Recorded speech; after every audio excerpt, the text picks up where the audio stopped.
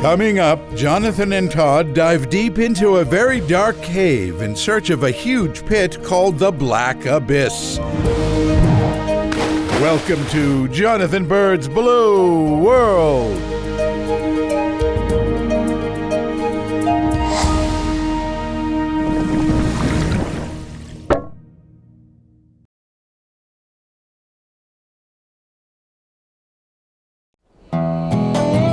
Todd and I have returned to one of our favorite cave diving destinations, Merritt's Mill Pond in Marianna, Florida.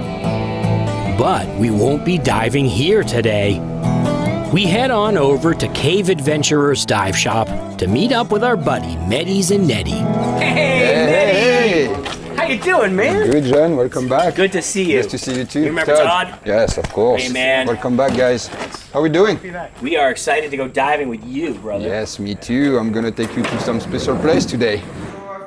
Mehdi was one of our KISS Sidewinder instructors, and he promised to take us to a special cave when we returned. This is the wall system. The sinkhole itself gets pretty deep, so when we go down, we need to be careful. Today's destination is a spooky pit called the Black Abyss, located deep inside Leon Sink's cave system. Cool. All right, let's go. Unfortunately, it's a 90-minute drive from the shop to the cave entrance. 5 guys in a pickup truck with a bunch of scuba diving gear. What can possibly go wrong? Oh, yeah. We're heading to Emerald Sink, located just south of Tallahassee, Florida. The Leon Sink's cave system is so huge that it stretches across 2 counties.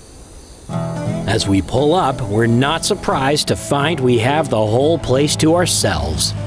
Emerald Sink gets its name from its green, murky water, limiting its popularity. However, Mehdi knows all the local divers and keeps tabs on conditions. And we're pretty sure that we'll have the rare chance to see this cave with clear water. And he was right. Is it clear? Yeah! Oh, look how clear it is.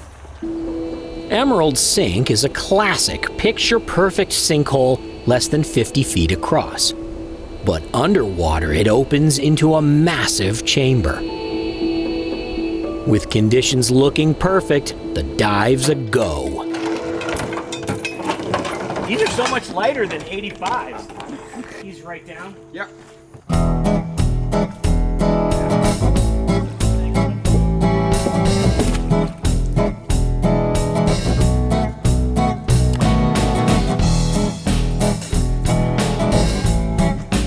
What did you do with this? You just stuff it in the flap? I roll it up into a circle.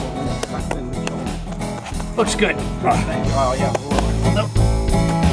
Since we're all wearing KISS Sidewinder rebreathers, we're planning a pretty long dive.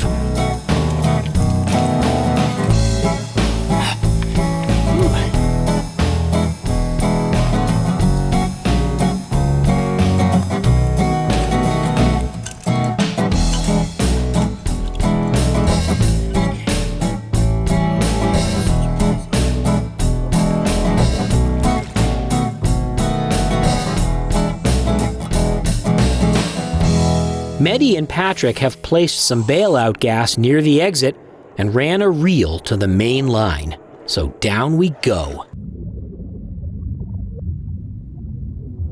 Emerald Sink is so huge that we can't even see the walls with the lighting from the sun. As we begin into the cave, the line is our only reference.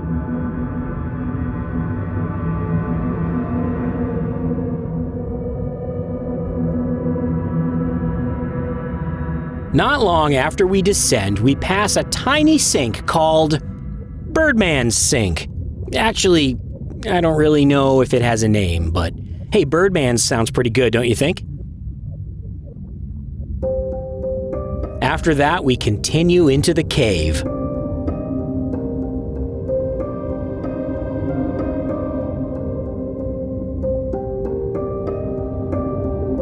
It doesn't take long until we find a blind cave crayfish. They're everywhere in this cave. Living in the absence of light, these crustaceans have lost all their pigment and their eyesight. And this one seems to have lost a couple legs, too.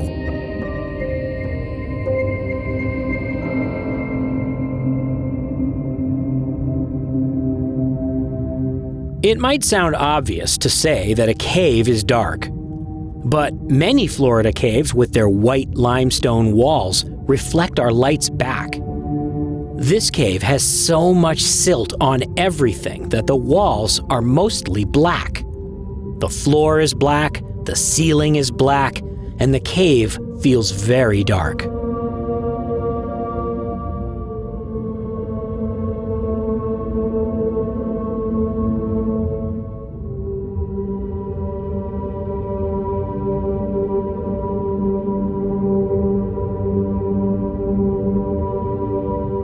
Looking closely, I can see how the white limestone is just covered in silt.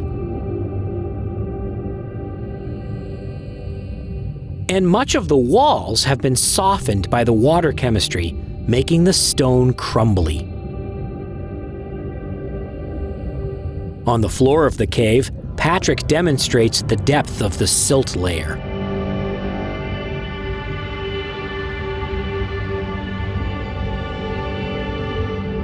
Loss of buoyancy control in this environment would be catastrophic for visibility.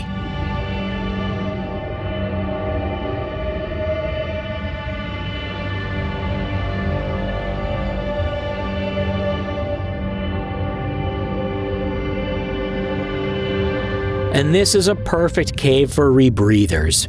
Open-circuit scuba bubbles would dislodge a lot of sediment from the ceiling.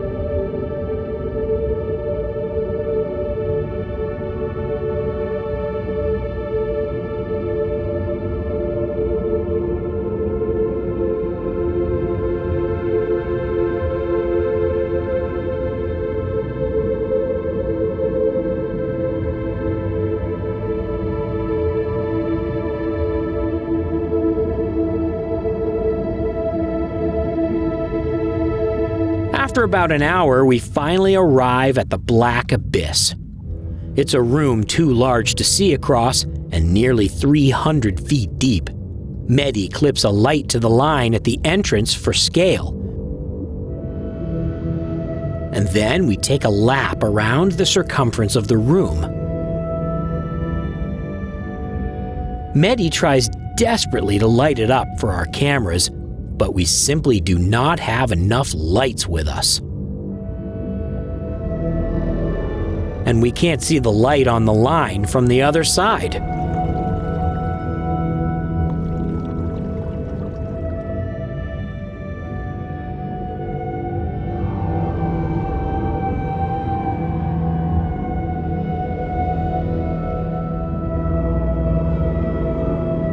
Eventually, we make it all the way back around to our light and start the trip back.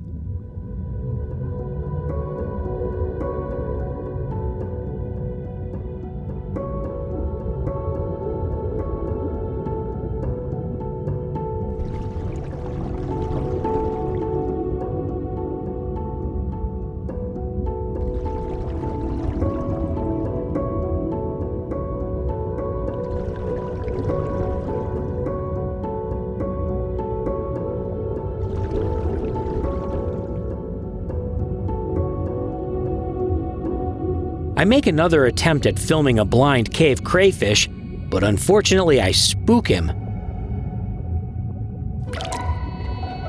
This place is so silty, even a 2-inch crayfish can mess up the viz.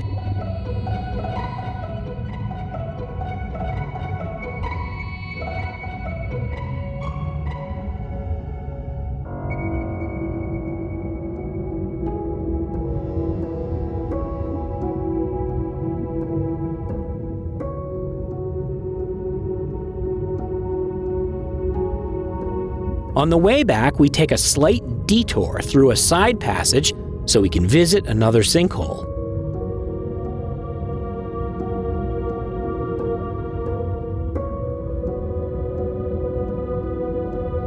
After a while, we arrive at Split Sink, named for its two entrances close together.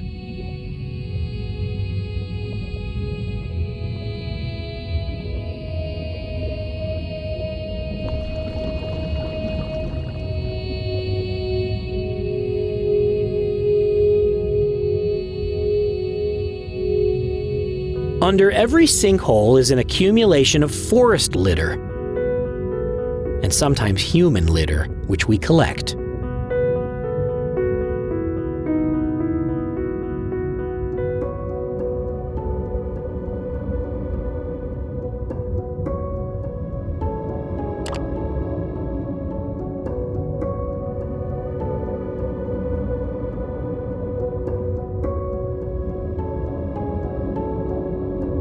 As we get closer to daylight, we encounter non-cave species, like catfish.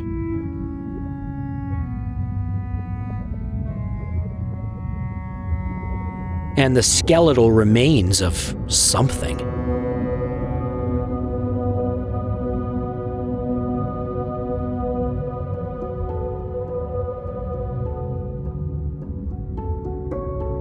Finally, we swim all the way back to Emerald Sink and do our safety stop before surfacing.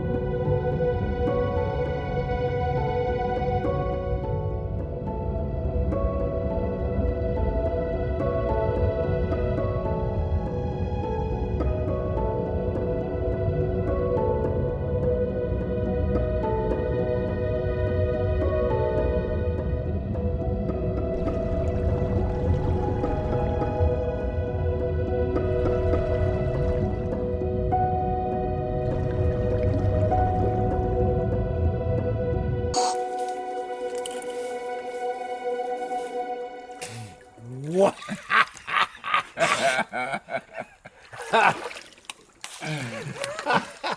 Told you. Our epic cave dive to the Black Abyss did not disappoint. We got lucky with uncommonly good visibility. But even then, we found the cave to be very dark and silty. The Black Abyss itself lived up to its name. The entire adventure took us almost 3 hours, but didn't seem that long because it was so much fun. Cave diving is always exciting, and every cave is a little different, providing a new adventure in the blue world.